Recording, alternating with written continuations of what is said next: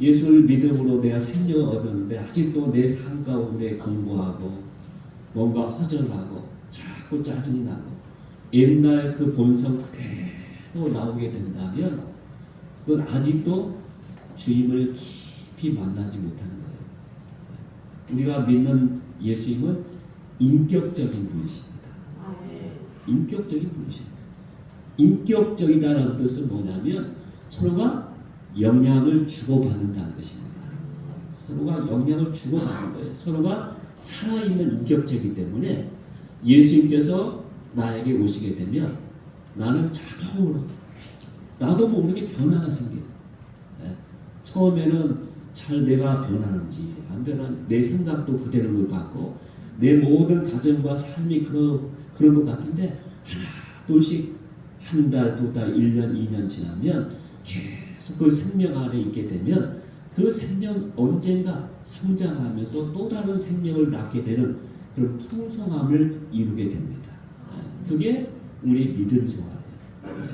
그래서 믿음 안에 들어가는 사람은 이제 그 풍성함을 맛볼 때 믿는 우리 믿음을 가지는 또 교회 다니는 그 재미가 있는 거예요.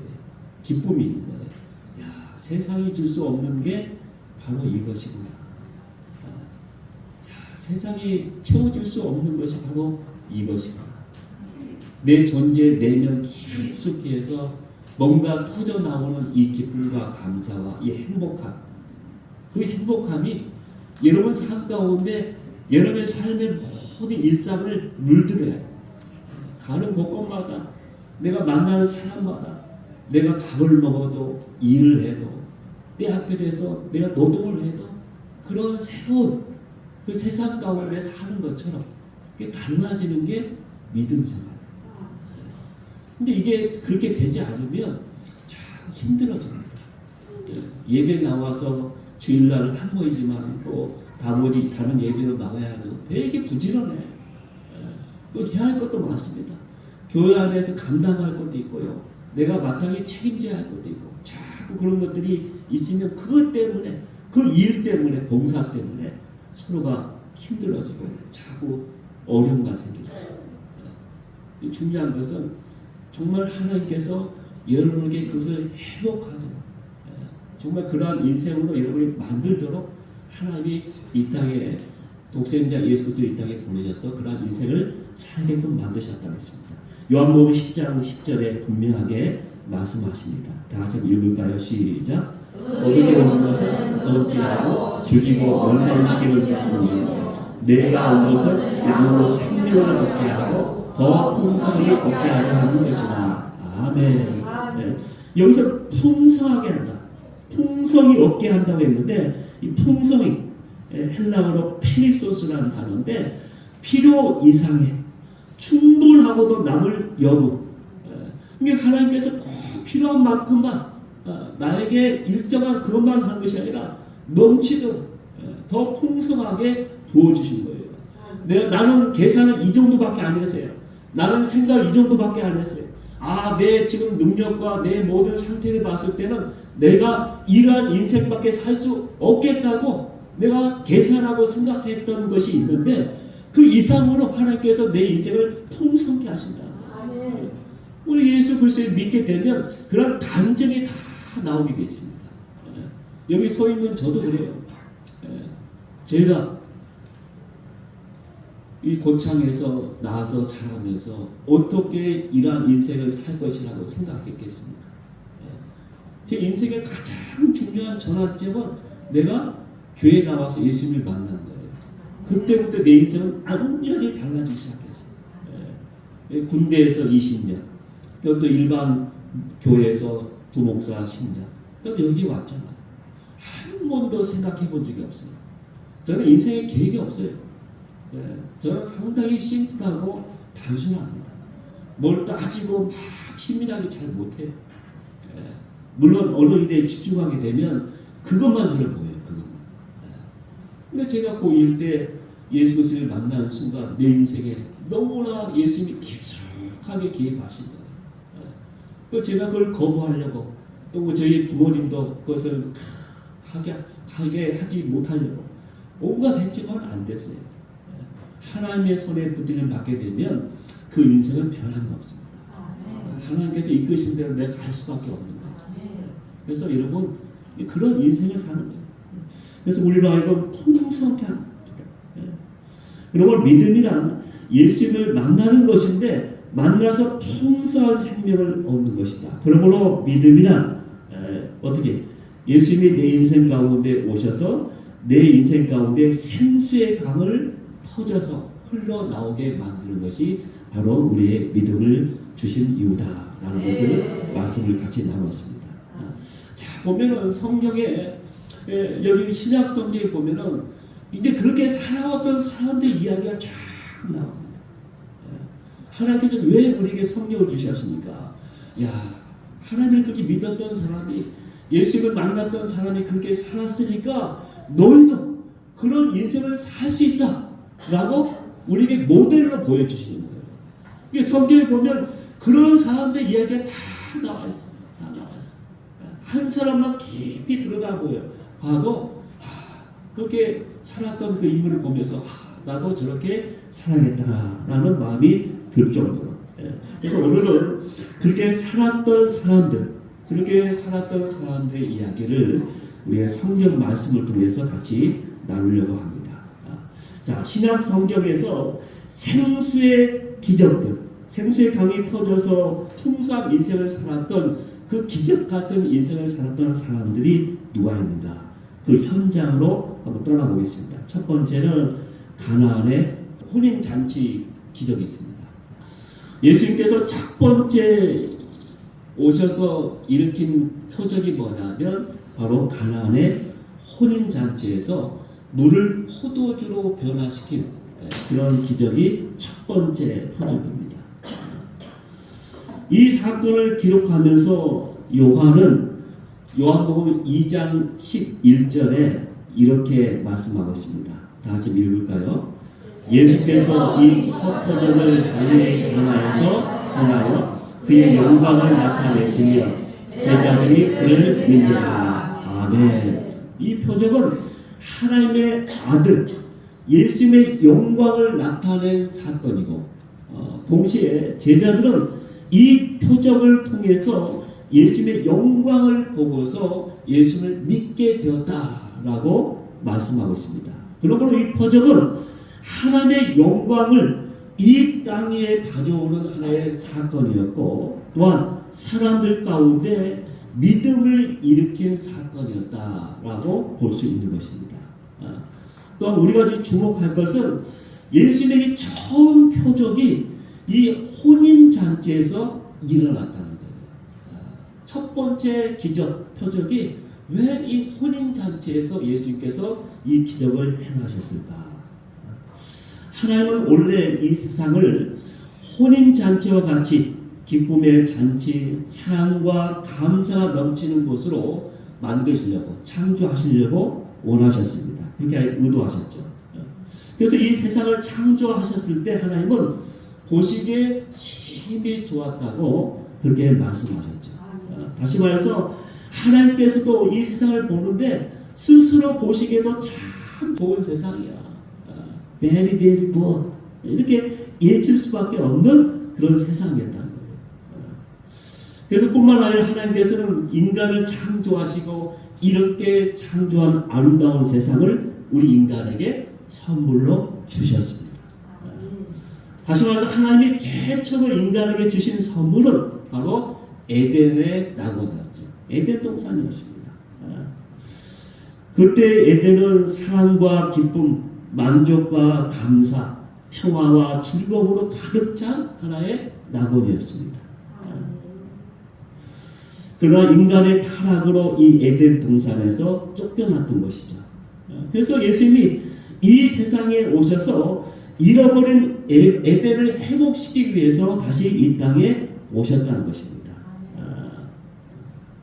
마치 포도주가 없어져서 근심과 걱정이 가득 찬 가나의 혼인잔치에 물을 포도주로 변화시켜서 그 집에 이전보다 더 큰 기쁨으로 가득 찬 혼인잔치가 되도록 만들어 주셨던 것처럼 예수님은 타락한 에덴을 회복시켜서 새로운 세상을 선물하시기 위해서 이 땅에 오셨다는 것이죠. 여러분, 가나안 혼인잔치 처음에는 기쁨과 설렘으로 시작되었습니다. 그러나 끝날 즈음에는 낭패와 비극의 잔치가 점점 되어가고 있었던 것이죠. 왜냐하면 당시의 혼인잔치에서 꼭 있어야만 하는 포도주가 잔치 마지막 즈음에 끝날 즈음에 떨어졌기 때문에 그렇습니다. 아니, 모든 것이 넘쳐나고 풍성해야 하잖아요. 잔치기 때문에 모든 게 넘쳐나고 풍성해야 하는데 오히려 거기에 모자람이 생겼고 부족함이 생긴 거예요. 얼마나 당황했습니까? 많은 사람들에게 불편함이 생겼고 서로를 탓하는 불평과 원망의 목소리가 점점 높아집니다. 혼인잔치 집에 이 포도주가 더 이상 떨어졌다는 것은 이제 더 이상 그 집안의 잔치가 계속 할 수 없다. 계속 될 수 없다. 이제는 잔치 끝. 그것을 의미하는 것이죠. 이제 더 이상 기쁨과 감사의 자리가 아니라 서로가 당황하며 불평하는 자리가 되었다는 것입니다. 여러분, 이것이 바로 저와 여러분이 살아가고 있는 이 세상이 아니겠습니까? 우리 인생을 처음에는 세상에 펼쳐진 온갖 아름다운 것들을 다 감상하면서 모두가 천천히 모두가 사이좋게 손잡고서 산책하는 줄 알았어요. 산책하는 게 우리 인생이다. 그렇게 아름다운 세상을 보면서 모두가 다 사이좋게. 근데 살면 살수록 산책이 뭡니까? 정말로 힘들지만은 계속 달려가야 할 마라톤이라는 것을 깨닫게 됩니다. 달려도 또 달려야 해요. 그게 인생이에요. 사실 결혼이라는 것도 마찬가지입니다. 처음에는 누구나 다 어떤 황홀함과 어떤 설레임으로 시작하잖아요. 근데 막상 결혼해서 살다 보면은 한 집안에서 살다 보면은 볼 거 못 볼 거 다 보면서 어떻게 합니까? 서로가 고백하는 거예요. 야, 우리 부부는 정말 로또 같다. 로또 같다는 거예요. 무슨 뜻입니까? 예, 징그럽게도 안 맞아요. 어떻게 이렇게 안 맞는 게 많아요. 예. 전에는 다 같이 맞았어요. 좋아요, 막 박수치고. 그렇게 모두가 그렇게 기뻐하는 그 결혼으로 시작했는데, 살면 살수록 이렇게 정말 안 맞지, 야, 정말 이렇게 힘들지 하면서 되는 것이죠. 예. 그래서 TV에 보면 오죽하면 프로그램 가운데 결혼 지옥이라는 프로그램 나와요. 결혼 지옥이라는 프로그램이 있습니다. 여러분 잘 안 보시죠? 저는 좀 상담을 공부했기 때문에 이 부부간의 이게 좀 문제 있는 가정을 어떻게 이제 이 사람들이 이것을 헤쳐나가고 상담하면서 그것을 검사하고 서로가 치유되면서 하나 되어 가는 것인가. 그런 프로그램에 좀 관심이 많거든요. 그래서 그 하나하나 나오는 부부들 보면, 야, 저렇게 왜 살까? 저렇게 하면서 왜 살까? 너무나도 심각한 그 부부들이 많아요. 근데 다행히 그들은 TV에 나와서 자기 부부 문제를 그래도 해결하고 싶어서 나온 거예요. 그것도 희망이 있어. 근데 그 희망조차도 없는 이 땅의 부부들이 가정들이 얼마나 많은지 몰라요. 그래서 옛날에는 제가 TV 볼 때 보면은 뭐 저런 일기 같은 그런 프로그램이 있었어요. 그래서 뭐 할아버지 할머니 또 우리 손자 손녀들 다 함께 살면서 말마다 그렇게 살아가는 아름다운 이야기들이 계속 전개되는 그런 드라마가 많았죠. 근데 요즘 드라마는 아침이든 저녁이든 다 비정상적인 가정만을 다루고 있어. 참 힘들죠. 참 보기 힘들어요. 영화도 보면 폭력 아니면 마약 얘기, 또 가정을 파괴하고 또 어떻게 하면 기독교를 대적하는 영화들만 계속 나와. 상당히 자극적이고 더 강도가 더 세. 이 정도에는 사람들이 몰리지 않으니까 더 세게 자극적으로 그런 소지를 갖고 자꾸 만들어 보니까 힘든 거예요. 참 큰일 아닙니까? 왜냐하면 이런 쓰레기 같은 것들이 우리의 눈과 귀를 지배하고 있기 때문에. 나는 원하지 않지만 나도 모르게 그게 너무 깊숙이 들어와 있는 거예요. 예. TV를 통해서, 유튜브를 통해서, 또 스마트폰을 통해서, 영화를 통해서, 아니면 내 친구를 통해서 너무나 그런 것들이 적나라하게 나로 하여금 꼼짝 못하도록, 나로 하여금 점령하고 있어요. 다 보면 대부분이 쓰레기 같은 것들이에요. 처음에는 호기심 때문에 보죠. 요즘은 너무나 쇼트라고 짧은 유튜브들이 막 나오잖아요. 보다 보면 저도 몇 번 봤는데 재밌어요. 근데 문제는 계속 그걸 보다 보면 거기 중독돼요. 그것을 계속 보다 보면 우리 뇌에서 이 도파민이 나옵니다. 도파민 나오면서 사람의 조금 쾌락을 자극합니다. 근데 그 뇌를 찍어보면 마약할 때 뇌 사진하고 똑같아요. 이게 무서운 거예요. 그래서 우리가 정말 아예 모양이라도 때때로 그냥 딱 과감하게 내가 정리하는 게 중요합니다. 왜 거기에 그런데 시간을 뺏깁니까? 말씀 보고 기도할 시간도 없는데, 말씀 보고 기도할 시간도 없는데 한없이 보고 있어요. 그래서 온갖 그런 같은 이야기 더 이상 우리에게 없어져야 합니다. 이렇게 우리 인생도 결혼도 처음에는 기쁨과 사랑으로 시작하지만은 얼마 못 가서 슬픔과 불평으로 가득 찬 세상을 경험하게 된다는 거예요. 여러분, 이것이 저와 여러분이 만나는 삶의 자리, 삶의 현장인 것입니다. 처음에는 멋지게 여유있게 출발했으나 점점 인생의 짐은 무거워지는 등산과 같은 게 우리 인생이 아닐까 싶습니다. 그런데 예수님이 바로 이 모두가 애면하고 싶어하는 그 문제의 현장에 오셨다는 겁니다. 예수님께서는 불평과 원망, 절망으로 가득 찬 그곳에 오셔서 더 좋은 포도주로 그 표적을 행하셔서 모두를 기쁘게 만드셨다는 거예요. 그래서 그 혼인 잔치가 이전보다 더 큰 만족과 기쁨의 잔치가 되게 하신 분이 바로 예수님이셨다라는 것을 분명히 말씀해 주고 있습니다. 요한복음 2장 9절 10절 다 같이 한번 읽을까요? 2장 9절 10절 다 같이 한번 읽습니다. 연회장은 물론에 포도주를 맛보고 어디서 나는지 알지 못하되 물도 와인은 알라. 연회장이 신랑을 불러 말하되 사람마다 먼저 좋은 포도주를 내고 취한 후에 낮은 것을 내거늘 그는 지금까지 좋은 포도주를 주었다. 아멘. 이 혼인잔치는 우리의 일반 상식을 깨부순 하나의 사건이었죠. 왜냐하면 더 좋은 포도주, 모든 사람들이 알고 있는 것처럼 모든 사람 처음에는 좋은 것 하다가 취하게 되면 나쁜 것으로 했는데 이 혼인잔치는 반대예요. 더 좋은 포도주, 한 번도 맛보지 못한 포도주를 내놓는 그런 잔치가 되어버린 것이죠. 예수님은 우리의 상식을 깨버리는 분이시고 우리가 생각지도 못할 일을 행하신 분이 바로 예수님이십니다. 예수님께서 우리 인생 가운데 오시게 되면 그런 인생으로 살게 된다고, 그런 잔치가 계속 될 것이라고 우리에게 말씀해 주고 있습니다. 그래서 우리 인생에서 부족함이 있는 곳이면 언제든지 그 예수님이 우리에게 오시도록 만드는 것이 중요한 것이죠. 그러면 우리는 항상 우리 인생을 살면서 항상 질문해야 합니다. 나의 결핍이 있는 곳에, 나의 부족함이 있는 곳에, 나의 모자람이 있는 곳에 예수님이 오셨는가? 오셨는가? 내 인생 가운데 예수님이 오셨는가? 만약에 예수님이 오신다면 그 모든 것들이 해결될 수 있기 때문에 나의 부족함도 모자람도 내가 핸디캡이라고 생각하는 모든 것도 주님께서 다 고치시고 다 치유하셔서 새로운 인생으로, 그래서 기쁨이 넘치는 인생으로 만들어주시기 때문에 그렇다는 거예요.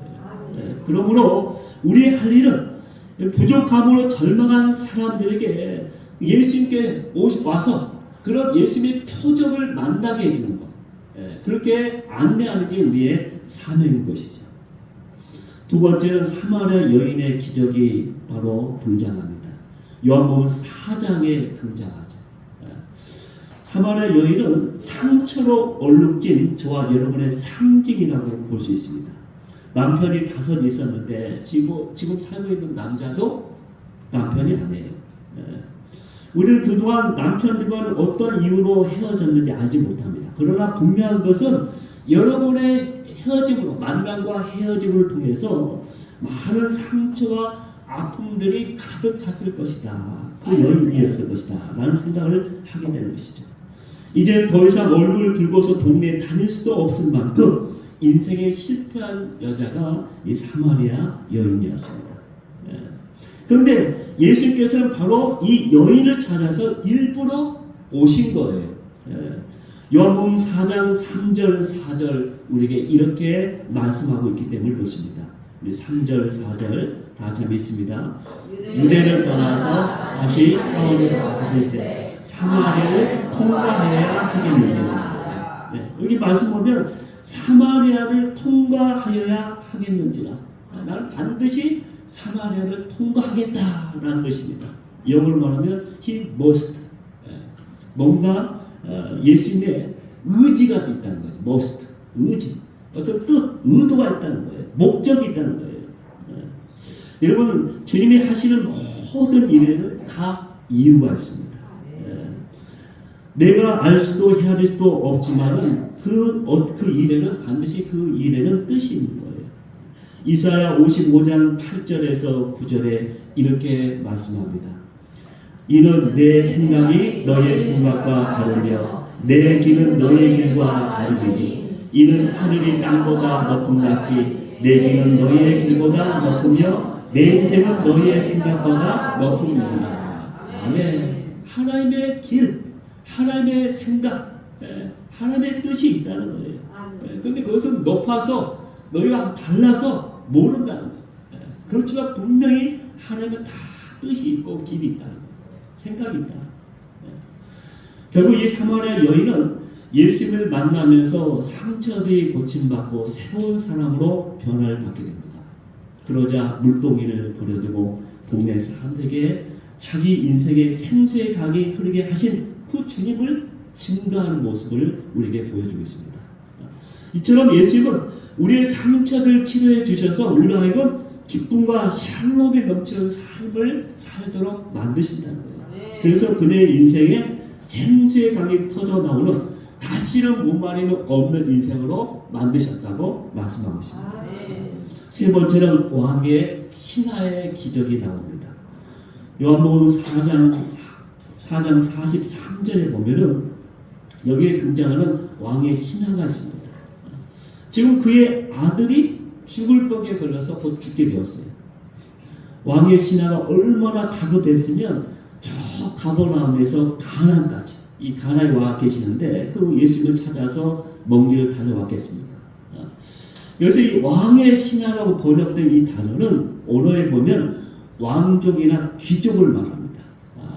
그래서 그 당시에 아마 이 갈릴리 지역을 다스렸던 헤롯 안티파스의 가족이거나 아주 가까운 친척이었을 것이다. 노예한 패밀리였어요. 근데 그런 사람이 그 먼 거리, 가버나움에서 가나안까지 한 34km 정도 됩니다. 이거 얼마 안 되는 것 같죠. 근데 고대에는 교통도 안전도 없으니까 얼마나 그 길이 힘들겠습니까? 그 다음에 그 지역은 또 광야지대예요. 광야지대. 그 거리가, 오는 거리가, 오는 그 길이 광야지대예요. 정말 힘듭니다. 근데 그런 왕족, 귀족이 얼마나 다급했으면 여기에 와서 예수님을 찾아와서 지금 말하겠습니까? 와서 뭐라 합니까? 4장 49절을 볼까요? 와서 뭐라고 구하고 있습니까? 4장 49절 주여 내 아이가 죽기 전에 내버려졌습니다. 다급하게 막 달려와서 주여 내 아이가 죽게 되었으니까 빨리 우리 집으로 가자고 막 재촉하고 있는 거예요. 재촉하고 있어요. 그러자 예수님은 50절에 뭐라 하십니까? 가라 내 아들이 살아있다 라고 바로 말씀하신 거예요. 그런데 참 놀라운 것은 그 왕의 신하의 반응이에요. 50절 후반절에 보면 어떻게 말씀하고 있습니까? 그 사람이 예수께서 하신 말씀을 믿고 가더니 되어 있습니다. 50절 후반절에 보면 그 사람이 예수의 하신 뭘 믿고요? 말씀을 믿고 가니라. 예수의 말씀을 믿고 그냥 갔어요. 여러분 여기서 우리는 왕의 신하의 진정한 믿음을 볼 수가 있는 것이죠. 처음에는 예수님을 어떻게 생각하고 있었습니까? 시간과 공간의 제한을 받은 하나의 인간적인 예수를 생각했습니다. 그래서 예수님이 오자마자 막 재촉하잖아요. 아들이 죽기 전에 시간이 없다는 거예요. 그 다음에 여기 계시면 안 되고 빨리 우리 집, 이 공간, 우리 집에 있는 공간으로 가야 한다는 거예요. 그래서 막 재촉했던 거예요. 근데 지금은 어떻게 바뀌었습니까? 눈에 보이는 어떤 결과도 없습니다. 문제가 해결됐다는 어떤 징조도 안 보입니다. 그런데도 믿고 갔다는 거예요. 그에게 예수님이 말씀하는 순간 이미 모든 것이 해결됐다는 분명한 믿음이 생겼던 거예요. 예수님의 말씀에 대한 분명히 믿음이 생긴 거예요. 그래서 집으로 가던 중에 하인을 만나 듣게 됩니다. 뭐라고 합니까? 아이가 살아있다 라는 말을 듣게 된 거예요. 그때 왕의 신하 이 아버지는 얼마나 감격하며 기뻤겠습니까? 여러분 이것이 생수의 강이 터지는 것이 아니겠습니까? 그에게 예수님이 오셔서 그 생수의 강이 터지게 만드신 거예요. 예수님은 그 가정의 문제를 해결해 주셨을 뿐만 아니라 잃어버렸던 웃음과 기쁨을 회복시켜 줬던 것이죠. 다시 말해서 예수님은 아들을 건강하게 하셨을 뿐만 아니라 그 가정에 생수의 강이 터지게 만드셨다는 거예요. 네 번째는 베데스다의 기적이 나옵니다. 요한복음 보면 계속 이렇게 등장하는 거예요. 10장 전까지 보면. 여러분 지난번에 이미 제가 설교했습니다. 베데스다 목가에 38년 된 병자 어떻습니까? 그 병자에게 예수님이 오셨을 때 그런 어떤 광고도 어떤 부르짖음도 없었습니다. 예수님께서 내가 낫고자 하느냐 물었을 때 겨우 불평과 절망으로 가득 찬 목소리로 자신의 딱한 처지를 하소연만 하고 있는 게 고작이었죠. 모든 사람들이 예면 속에 그런 더 이상 어떤 기대도 소망도 가질 수 없게 되었죠. 그런데 예수님께서 그에게 오신 거예요. 그에게 오셔서 뭐라 합니까? 38년 된 병자에게 일어나 내 잔을 들고 걸어가라 라고 말씀하십니다. 말씀하시자마자 바로 그대로 되었다고 말씀하죠. 그래서 그 다음 절에 보니까 그 사람이 곧 나와서 자리를 들고 걸어갔다라고 분명하게 말씀하고 있습니다. 여러분 이때 그의 심정은 어떻겠습니까?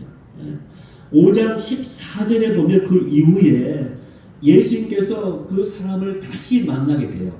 만나게 되는데 어디서 만나지 아십니까? 그 다음에 성전에서 그 사람을 만나요. 성전에서. 여러분 38년 된 그 병자가 나왔어요. 건강 막 마음껏 어디든 갈 수 있어요. 그럼 얼마나 가고 싶은 데가 많을 거예요. 얼마나 만나고 싶은 사람이 많을 겁니다. 그런데 그 모든 것을 다 제쳐놓고 성전에 갔다는 거예요. 그만큼 그에게 기쁨과 감격이 넘쳤던 거예요. 그래서 내가 가고 싶은데 만나고 싶은 사람도 다 제쳐놓고 먼저 하나님께 가서 하나님께 감사하며 하나님을 찬양했던 것입니다.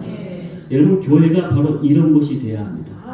하나님의 일하심이 날마다 경험될 수 있도록 하나님의 일하심이 하나님의 말씀의 역사가 날마다 우리 일상 가운데 일어날 수 있도록 그래서 모든 성도들이 주일날 교회에 와서는 자기 일상 가운데 믿음으로 승리하고 예수님께서 나를 만나주셔서 내 인생의 생수의 강 이런 강이 터졌다고 그렇게 간증할 수 있는 자리가 되어야 합니다. 그럴 때 참다운 하나님의 교회가 될 수 있는 것이죠. 마지막으로 한 사람을 더 소개합니다. 코리텐 붐이라는 선교사님이십니다. 여자분이죠. 이 선교사님은 네덜란드 선교사. 전 세계 영적으로 깊은 감동을 준 영적인 거장이라고 할 수 있습니다. 그녀는 아버지와 언니와 그리고 남동생과 함께 행복한 가정을 살아가던 평범한 여인이었습니다. 그런데 세계 제2차 대전 독일이 네덜란드를 점령하고 유대인들을 죽음의 포로 수용소로 보내면서 그의 가정에는 태풍이 몰아닥치기 시작했습니다. 처음에 그녀의 식구들은 쫓기던 몇 명의 유대인들을 그 집안에 숨겨두었습니다. 그런데 점점 많아져서 이제는 수백 명이 된 거예요. 근데 그 일을 같이 하던 한 친구가 배반을 해요. 그래서 그 온 식구가 다 체포되어서 죽음의 수용소로 끌려가게 되었습니다. 결국 여기서 그녀의 식구들 모두가 죽임을 당하고 코리템 둠 한 사람만 살아남아서 선교사가 되었다는 이야기입니다. 그녀의 모든 삶의 이야기는 내주는 피난처라는 책이 있습니다. 이 책이 있는데 이 책에 자세하게 다 소개되고 있습니다. 이 책에 의하면 원래 코리템 둠의 언니는 어떤 역경 속에서 결코 흔들리지 않는 강한 믿음의 소유자였다고 합니다. 그랬던 언니가 죽음의 포로 수용소에서 악랄한 간수 때문에 결국 피 흘려 죽게 되었습니다. 그녀는 자기 언니를 안고서 독일과 화학한 그 간수를 향해서 저주하면서 내가 반드시 복수하겠다고 복수를 막 다짐하게 됩니다. 그러자 죽어가던 언니가 오히려 미소를 띄우면서 이렇게 말합니다. 칼을 쓰는 자는 칼로 망한다. 그러나 폭력의 독일이 망했다고 이 땅에 평화가 오지는 않는다. 배반을 당한 사람이 배반한 사람을 찾아가서 그를 용서하고 폭력을 당한 자가 폭력을 당한 자를 찾아가 감싸주는 예수님의 사랑 안에서만 평화가 온다.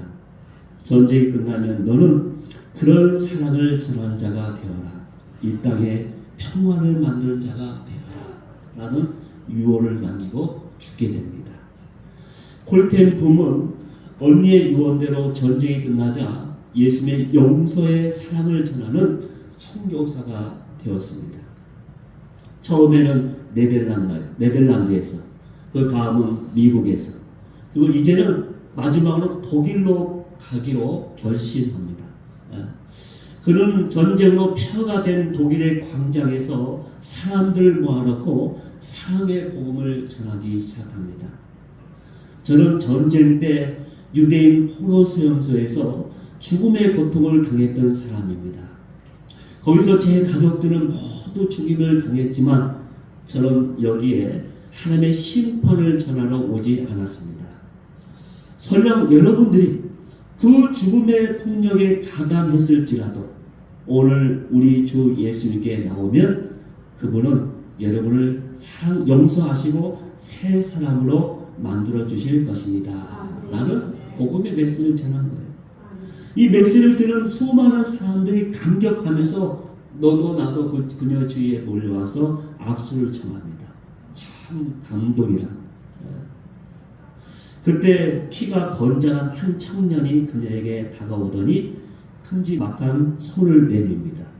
선교사님, 참으로 감사합니다.